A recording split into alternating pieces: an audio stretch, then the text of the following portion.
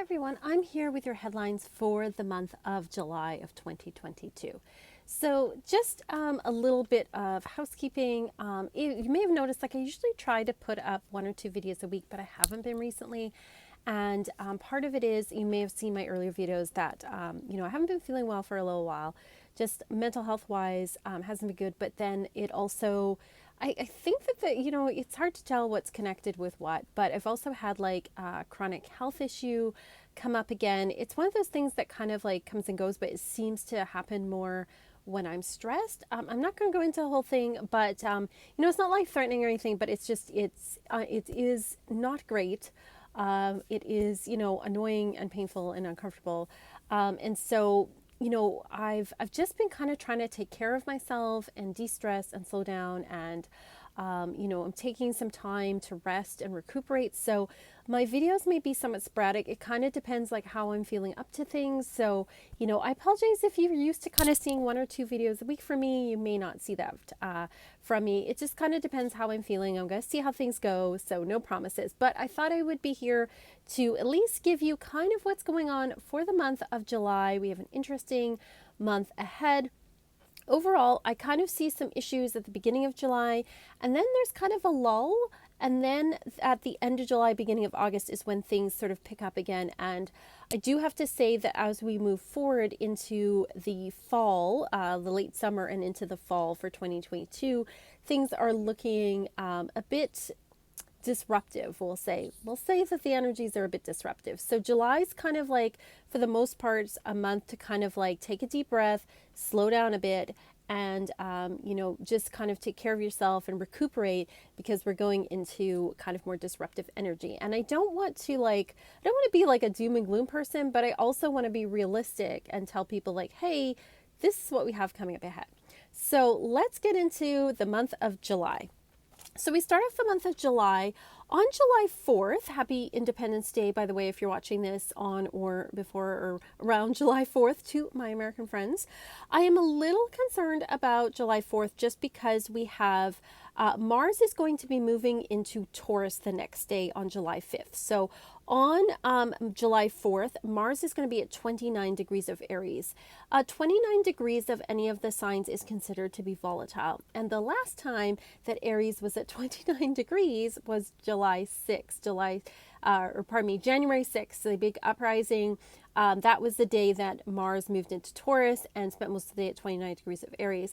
And just because this is July 4th, we also have Mars squaring, which is a stressful aspect with Pluto, which is about power and about, it's about power dynamics. July 4th might be a tense day. So I'm just putting it out there. It might be a tense day. It doesn't mean just for the United States because this is worldwide, but that might be a bit of a tense day. So I'm interested to see what happens on the day. I hope nothing bad, but it might just be kind of a tense day on July 4th. So the next day, on Tuesday, July 5th, we have Mars moving into the sign of Taurus, and we have Mercury moving into the sign of Cancer. So Mars is about our willpower, our energy, how we enact our will in the world. It's our aggression, our desire, all of these things. And in Aries, he was quite feisty and fiery, but in Taurus, he kind of slows down a little bit. So, it becomes a little less feisty and in your face and more of a slow burn. So I have my Oracle of the Radiant Sun cards here. Mars in Aries. The key word is impulsiveness, and I would agree with that. Mars in Aries is very much a warrior type energy.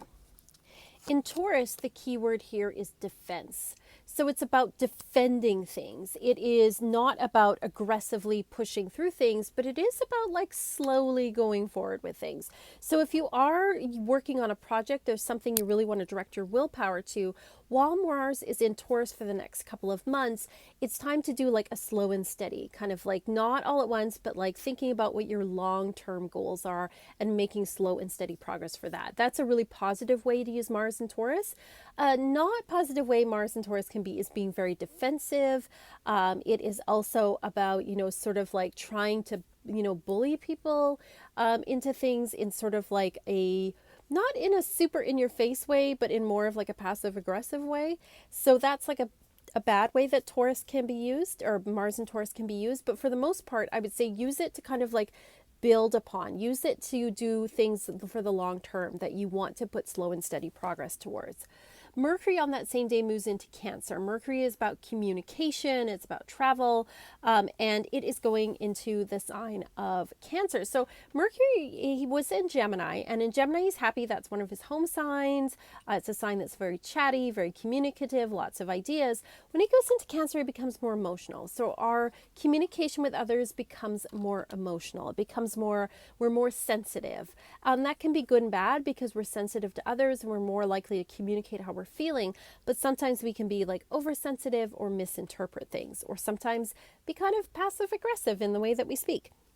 So Mercury in, just getting out my cards here, Mercury in Gemini is, keyword here is excitement, and I would definitely agree with that. He's very excited when he's there. In Cancer, the keyword is intuition. So, our communication may become less clear, but we're also more likely to communicate our emotions and be more intuitive about things. We're more likely to pick up intuitively on the messages that are around us. So in that way, it's good. We're picking up on things. We're becoming more attuned to kind of like what's said between the lines. So that's on July 5th. There's this shift in energy where some of the aggressiveness slows down a little bit. We're communicating more about our feelings as well. I should say as well that on July 4th, the day before, we have the asteroid Athena moving into Gemini. So Athena is about how we strategize, and because it's moving into Gemini, there's going to be a lot more talk over the next couple of months about strategy and how we want to move forward with things. Thursday, July 7th, the asteroid Vesta, which is about home and hearth, but also our spirituality, goes retrograde at 6 degrees of Pisces. So if you have anything around 6 degrees of Pisces or 6 degrees in your chart, you probably feel it. The asteroids, it's a little more subtle, but what I do see is like a reflection on how we want our homes to be, and also on spirituality around this time. Wednesday, July 13th, we have a full moon in the sign of Capricorn at 21 degrees of Capricorn. Full moons are a time to balance energy out, to make choices. They're often a time of heightened emotion. We have the sun in the sign of Cancer opposite the moon in the sign of Capricorn. So it's asking us to balance out our public and private lives, asking us to balance out home and family from career. This one is a positive full moon, I would say. There's a trine, which is an easy aspect to the node. The nodes are not things in the sky. They are points of calculation of where the eclipses are going to be. So the full moon is trine the north node. So there's opportunities for us to make choices to think about our future moving forward. We also have this particular full moon is opposite of Mercury and trining Uranus. So there's opportunity to make positive changes. We may not know how to communicate those changes, but there's opportunities for those changes. On Sunday, July 17th, we have Venus moving into the sign of Cancer. So she is in Gemini right now as I'm, making this video, where she likes to be flattered and she likes to have interesting ideas said to her. She wants to talk about things. When she moves into Cancer, she wants to be nurtured. She wants to be nurtured. She wants to be fed good food. She wants her imagination sparked. She's a lot more sensitive. And so like Venus is love and beauty. So it's kind of like we want to be nurtured and we want to nurture others. So when we look at Venus's keyword for Gemini, I believe it is flattery. It is. I remember correctly. The keyword is flattery. When it is in Cancer, the keyword here they have is birth, which is actually very interesting considering what's going on in the world right now. But it is about sort of like, what do we want to bring into the world? What are we nurturing? What are we wanting to bring forward in our lives? And so the energy switches more to wanting to nurture. And because we also have Mercury there as well, there's a lot of talk about feelings, emotions, sensitivities, imagination. Those kind of subjects are going to come up, especially as we go into that part of July. Now, we do have some interesting aspects going on Monday and Tuesday. So Monday the 18th and Tuesday the 19th. We have Mercury opposing Pluto and we have the Sun opposing Pluto on those days. So that is 2 days I think might be interesting to watch, because there might be a lot of opposition to those in power and a lot of questions about power dynamics and the abuse of power on those days. So watch for that. Tuesday, July 19th, we have Mercury moving into Leo. So we go from wanting to talk about our feelings and talk about our emotions, intuitions, to Leo, which is a lot more expressive, a lot more dramatic, very much about performance, but also generosity as well. And so Mercury in Leo, Mercury's keyword in Leo is drama. And I would definitely agree with that as somebody with Mercury in Leo in my chart. So very dramatic, very fiery types of communication. So, take everything with a bit of a grain of salt, but it is a really good time to, if you want to get out there and say something publicly, or you want to, kind of express yourself in a more public way, definitely the energy into the last half of July and towards into August, definitely this time to speak out. We also have a Chiron going retrograde on this day at 16 degrees of Aries. So it's kind of interesting that we have Chiron, which is about healing, going retrograde, meaning we have to reflect on what it is we need to do to heal as we move forward into this year. So a time of more reflection on that level. Friday, July 22nd, the sun moves into Leo, as it does at this time of year. Our focus goes away on kind of nurturing and being at home and relaxing to getting out there, being more extroverted, being around people, being social. Sun in Cancer, the key word here is resourcefulness. I would agree with that. And then for Leo, it's fortune. So let's hope good fortune, because the sun's home sign is Leo. That's where the sun sort of shines the brightest, is Leo. So we're focused is moving away from that towards more extroversion, being social, creativity, towards children. That's another thing that Leo rules. So it's very like this time where we're wanting to get out more and be out in the public more. Saturday, July 23rd, we have the asteroid Ceres changing into the sign of Leo. Ceres rules agriculture, the environment, and motherhood. And so we're going to be hearing a lot more about these issues at the end of July and into August. There are a lot more women speaking out about these issues, is what I'm expecting to see. Monday, July 25th, we have the asteroid Juno, another feminine asteroid, going retrograde at 21 degrees of Pisces. So this is sort of reflection on women's roles. And again, there's going to be a lot of talk about women and women's roles over the next few months. Thursday, July 28th, we have a new moon in the sign of Leo at 5 degrees of Leo. So new moons are always a great time to set intentions and set goals, because the sun and moon are in the same sign. They're together in the sky.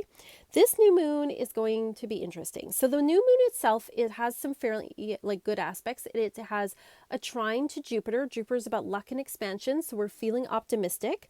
We also, though, have Jupiter going retrograde on this day. So it goes retrograde at 8 degrees of Aries. So he's going to start moving backwards. So we're feeling optimistic, but this is not the time to move forward. It's saying it's okay to make plans. It's okay to feel optimistic, but you might have to wait till later to execute them. The reason I'm concerned is that the next day and the day after have a couple of very volatile aspects. On Sunday, July 31st, we have the node meeting up with Uranus, which is the planet of chaos and change. And then the next day after that, we have Mars, the planet of war and aggression, meeting up with Uranus, which is about chaos and change. So that time looks like there might be some very surprising things going on, very volatile. The nodes are about fate. The nodes are also about consequences and karma, and there's something unusual happening around that time. I don't know what it is. I just see unusual things happening around that time. So basically, this is a month where a lot of the energy shifts. But like I said, I do see that the mid-month things are they're a lot steadier, and then things start to get more disruptive when we get into August again. So thank you so much for watching this, and thank you everyone for your kind comments. I really appreciate it. If you want more astrology, you can go to my Patreon. You can check out my You can check out my Etsy for astrology readings. You can also follow me on like TikTok and Facebook and all of that. Again, I'm posting sporadically. I just, like I said, haven't been feeling too great. But thank you again. And as always, peace and love and rock.